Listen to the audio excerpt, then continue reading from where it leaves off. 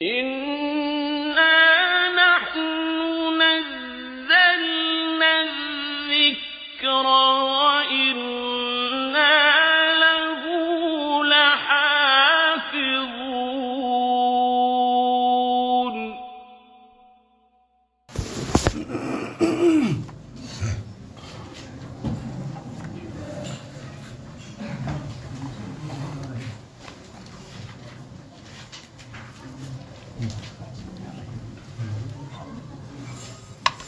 بسم اللہ الرحمن الرحیم. 90 پارے میں 70واں رکوع سورہ الانفال کا تیسرا رکوع چل رہا ہے. سورہ الانفال کی 23 آیتیں ہوئی ہیں. آیت نمبر 23 کے بعد ہے یا ایھا الذین آمنوا استجیبوا للہ وللرسول اعوذ باللہ من الشیطان الرجیم بسم اللہ الرحمن الرحیم يا أيها الذين آمنوا استجيبوا لله وللرسول إذا دعاكم لما يحييكم واعلموا أن الله يحول بين المرء وقلبه وأنه إليه تحشرون. صدق الله العظيم.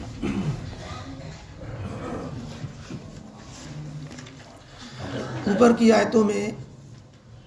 مسلمانوں کو نصیحت کی گئی تھی کہ اللہ اس کے رسول کی اطاعت پر جمے اور سن کر انسنی نہ کریں، سننے نہ سننا برابر نہ کریں، اور ان لوگوں کی طرح نہ ہو جائیں، یہود و نصارہ کی طرح، منافقین کی طرح، جنہوں نے کلام الہی کو، آسمانی کتابوں کو سنا، بعضوں نے سمجھا بھی، اعتقاد نہیں کیا، یا اعتقاد کیا عمل نہیں کیا. تو اس طرح مت ہو جانا. اور جن لوگوں کو ہدایت نہیں ہوتی، دراصل انہیں ہدایت کی طلب بھی نہیں ہوتی. اگر ہدایت کی طلب ہو تو اللہ رب العزت کا اصول ہے کہ جو ہدایت کا طلبگار ہوتا ہے اللہ اسے ہدایت عطا فرما دیتے ہیں. آج کی اس آیت میں اللہ نے مزید ایمان والوں کو نصیحت کی ہے اور انہیں ان کی زندگی کو کامیاب بنانے کے لیے یہ ترغیب دی ہے کہ اگر تم دنیا کی زندگی اور آخرت کی زندگی اچھی چاہتے ہو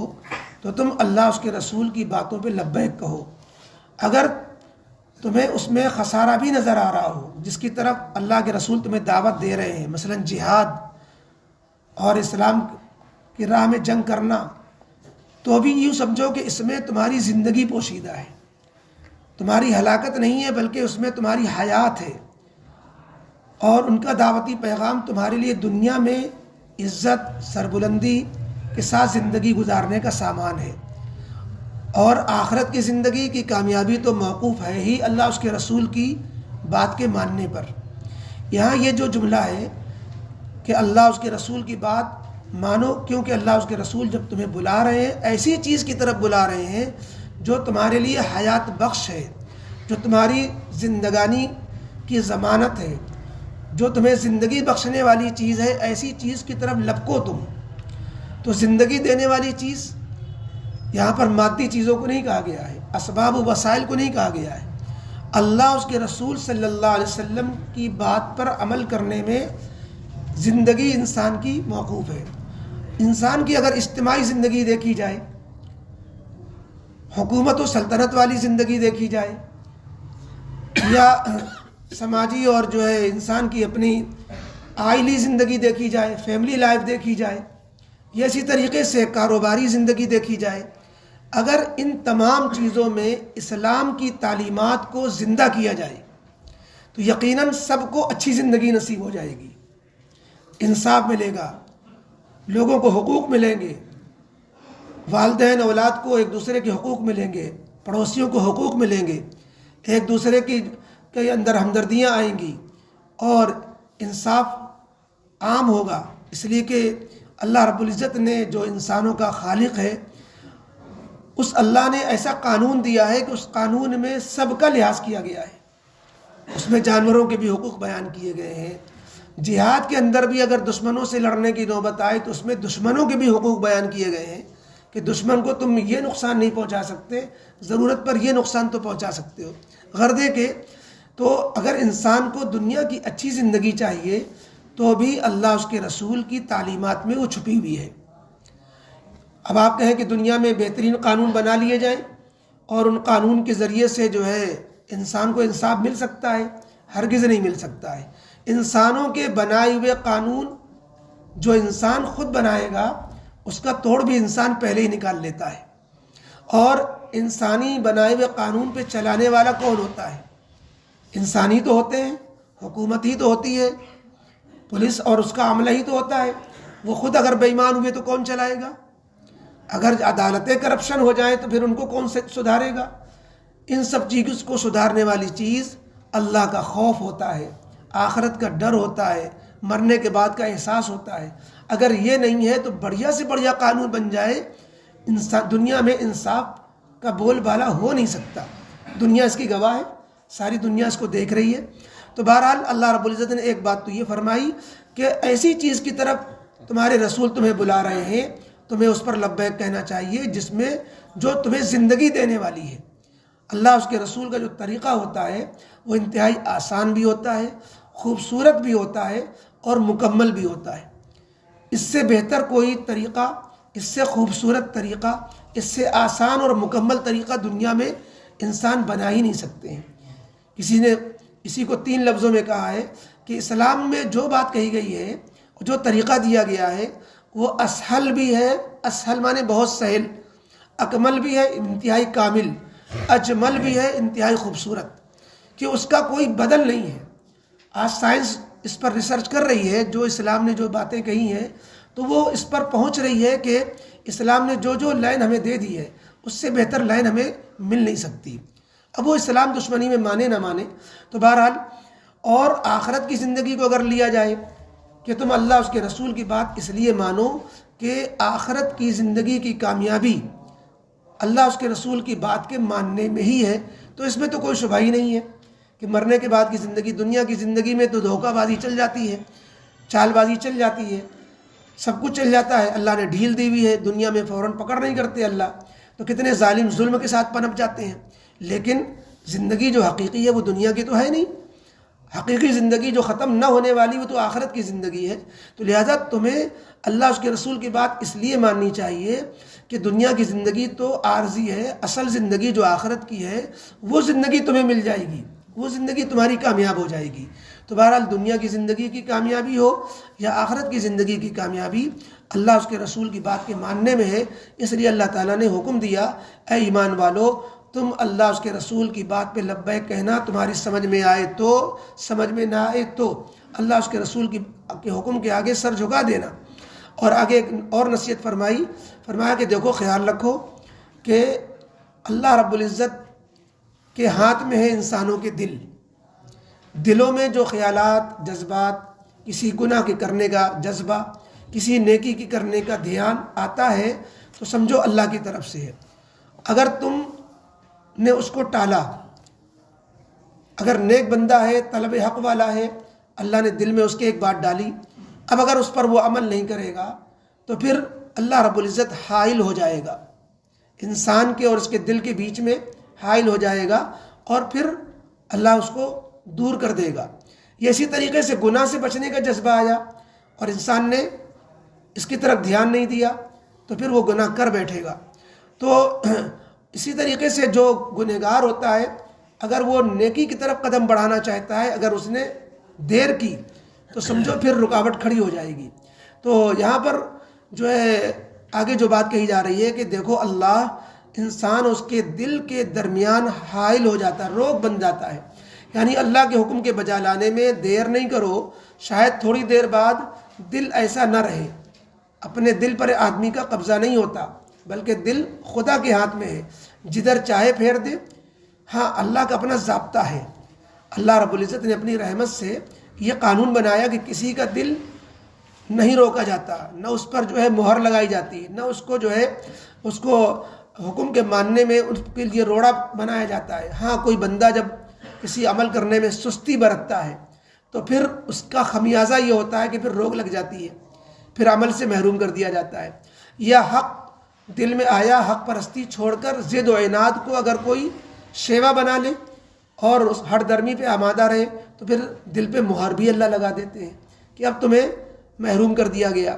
تو اس لیے جو ہے انسان کو چاہیے کہ اگر کوئی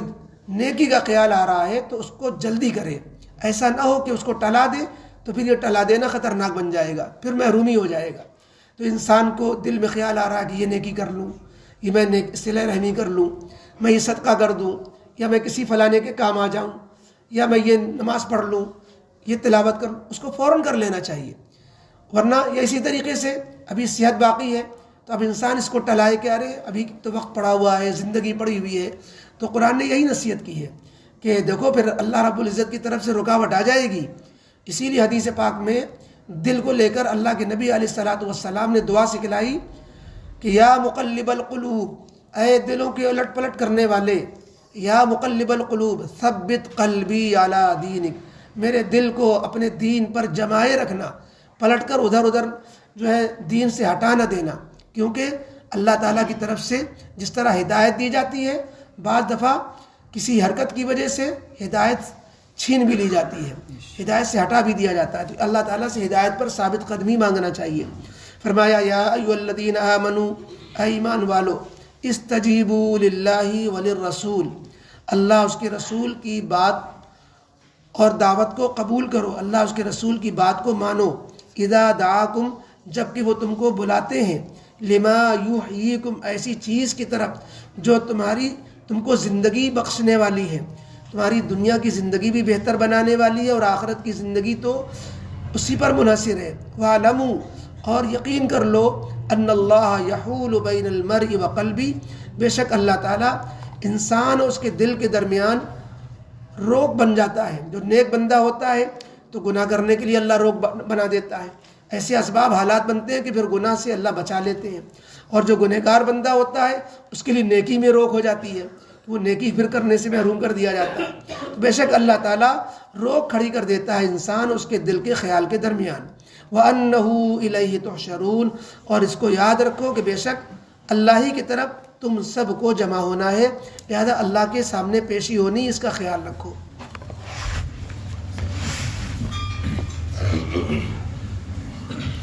الحمد للہ رب العالمین، والصلاة والسلام علی رسولہ محمد وآلہ وصحبہ اجمعین۔ اللہم لک الحمد ولک الشکر ولک المن فضلا، الحمد للہ علی نعمت الایمان وعلی نعمت الاسلام وعلی نعمت القرآن وعلی نعمت المال وعلی نعمت الاہل والبلد۔ یا اللہ یا رحمان یا رحیم، تیرا بڑا احسان کرم ہے اللہ، آپ نے انسان ہی نہیں بنایا مسلمان بھی بنایا، مسلمان ہی نہیں بنایا، اپنے آخری پیغمبر علیہ الصلوۃ والسلام کی خاص امت میں پیدا فرمایا۔ اے اللہ پھر آپ نے قرآن جیسی، رمضان جیسی نعمتیں عطا فرمائی۔ اے اللہ ہمیں ان نعمتوں کی خوب قدر کر لینے والا بنا۔ اے اللہ ان نعمتوں کی ناقدری سے، اللہ اور ناقدری کی وبال سے ہم سب کی حفاظت فرما۔ اے اللہ اتنا بہترین موسم جنت کا سیزن چل رہا ہے، اے اللہ اس جنت کے سیزن میں ہم سب کو اے اللہ جنت کما لینے والا بنا، دوزخ سے بچنے کی تیاری کرنے والا بنا۔ اے اللہ اپنے نیک بندوں میں شامل فرما۔ اے اللہ رمضان کی برکات سے ہم سب کو مالا مال فرما، ہم سب کی مغفرت کے فیصلے فرما، ہم سب سے راضی ہو جا۔ اے اللہ کوئی ایسا نہ رہے جو اللہ جس سے آپ راضی نہ ہو، اے اللہ سب سے راضی ہو جائیے۔ اے اللہ ہم نے جتنے بھی گناہ کیے اے اللہ اب تو کر چکے، اللہ اب معاف فرما دیجیے۔ اے اللہ سب گناہوں کو معاف فرما دیجیے۔ اے اللہ ہم تو گناہ کر کے بھول بھی گئے، کتنے گناہ فرشتوں نے ہمارے نامہ اعمال میں لکھے ہوئے ہیں۔ اے اللہ سارے گناہوں کو مٹا دیجیے، معاف فرما دیجیے، سارے گناہوں کو بخش دیجیے۔ اے اللہ معافی کا قلم پھیر دیجیے۔ اے اللہ ہمارے نامہ اعمال میں جو آپ نیکیوں کی توفیق دے رہے ہیں اور آپ ہی کی توفیق سے نیکیاں ہوتی ہیں، اے اللہ ان نیکیوں کو ہمارے نامہ اعمال میں ثابت فرما دیجیے، اور جو گناہ ہو چکے انہیں اے اللہ مٹا دیجیے، اے اللہ دھو دیجیے، پاک صاف فرما دیجیے۔ اے اللہ اس سے پہلے کہ ہمیں آخری وقت میں کلمہ پڑھایا جائے، اے اللہ کلمہ لا الہ الا اللہ محمد رسول اللہ سے ہماری زبانوں کو مانوس کر دیجیے، ذکر کی توفیق دے دیجیے، اس کلمے کو بار بار پڑھنے والا ورد زبان حرز جان بنا دیجیے۔ اے اللہ اس سے پہلے کہ ہمیں یا اللہ غسل میت دیا جائے، ہمیں اپنے گناہوں کو دھو لینے والا بنا دیجیے۔ اے اللہ اس سے پہلے کہ ہماری نماز جنازہ پڑھی جائے، اے اللہ ہمیں نماز کا اہتمام کرنے والا بنا دیجئے، اس سے پہلے کہ ہمارے اوپر خاک ڈالی جائے اے اللہ ہمیں خاک ساری اختیار کرنے والا بنا دیجئے، اے اللہ ہماری اصلاح فرما دیجئے، ہمارے ظاہر کو بھی درست فرما دیجئے، ہمارے باطن کو بھی درست فرما دیجئے، ہمارے اندر اخلاق حسنہ پیدا فرما دیجئے، اخلاق رذیلہ ہمارے اندر سے دور فرما دیجئے، اے اللہ حسد، کینہ، بغض، عداوت، تکبر اور حرص اور جتنی بھی بری چیزیں ہیں اے اللہ تمام برے اخلاق سے ہم سب کو پاک و صاف فرما دیجئے، اخلاق کریمانہ پیدا فرما دیجئے، اللہ صبر، قناعت، شکر، زہد، توکل، استغنا اور تمام صفات حسنہ سے ہم سب کو مزین فرما دیجئے، اے اللہ نمازوں کا اہتمام، دعاؤں کا اور تلاوت کا اہتمام نصیب فرما دیجئے، اے اللہ ہماری زندگیوں میں انقلاب پیدا فرما دیجئے، اے اللہ یہ رمضان ہماری اصلاح کا، ہماری مغفرت کا، ہماری تقوی کا ذریعہ بن جائے، ہم سب متقی بن جائیں جو کہ مقصد ہے، اے اللہ ہم سب کو تقوی والا بنا دیجئے، اے اللہ دنیا کی ضرورتیں بھی ہم سب کی پوری فرما دیجئے، اے اللہ جس کی جو بھی ضرورتیں ہیں اے اللہ سب کی ضرورتیں آپ جانتے ہیں، اے اللہ سب کی جو ضرورتیں ہیں جس لائن کی ہیں سب کی ضرورتیں پوری فرما دیجئے، سب کے جائز مقاصد پورے فرما دیجئے، بیماروں کو شفا عطا فرما دیجئے، اے اللہ بے روزگاروں کو روزگار سے جوڑ دیجئے، سب کو عزت و عافیت والی روزی دے دیجئے، ہر طرح کے خسارے نقصان سے بچا لیجئے، دھوکہ دینے دھوکہ کھانے سے بچا لیجئے، ذلیل ہونے ذلیل کیے جانے سے بچا لیجئے، اے اللہ گمراہ ہونے گمراہ کیے جانے سے بچا لیجئے، اے اللہ اپنا فضل فرما دیجئے، عزت دیجئے، عافیت دیجئے، سکون دیجئے، صحت دیجئے، اپنی رضا دیجئے، اے اللہ گھروں میں چین و سکون دیجئے، اے اللہ خاندانوں میں اتحاد و اتفاق پیدا فرمائیے، زوجین کو خوشگوار ازدواجی زندگی دیجئے، اے اللہ نوجوانوں کو اچھے جوڑے دیجئے، اے اللہ سب کو اپنے وقت پر سنت و سہولت کے مطابق اپنا تقریبات کو انجام دینے والا بنائیے، اے اللہ اپنا فضل فرما دیجئے، دنیا بھی اچھی بنا دیجئے، آخرت بھی اچھی بنا دیجئے، دونوں جہان کی بھلائیاں نصیب فرما دیجئے، جو لوگ قرضے میں ڈوبے ہوئے ہیں اے اللہ قرضوں سے ان کو ہلکا کر دیجئے، ان کے قرضوں کی ادائیگی کی یا قرضے کی معافی کی، قرضوں سے اللہ ہلکا ہونے کی کوئی صورتیں پیدا فرما دیجئے، اپنا فضل فرما دیجئے، بے دکانوں بے مکانوں کو دکان مکان عطا فرما دیجئے، جن لوگوں نے دعاؤں کے لیے کہا یا نہیں کہہ سکے ان کا حق ہے یا امید رکھتے ہیں اے اللہ ان کی جو بھی مقاصد ہیں سب کی دعائیں سن لیجئے، پوری فرما دیجئے، ہماری ٹوٹی پھوٹی دعائیں قبول فرما دیجئے، ربنا تقبل منا انك انت السميع العليم وتب علينا انك انت التواب الرحيم سبحان ربك رب العزة عما يصفون وسلام على المرسلين والحمد لله رب العالمين.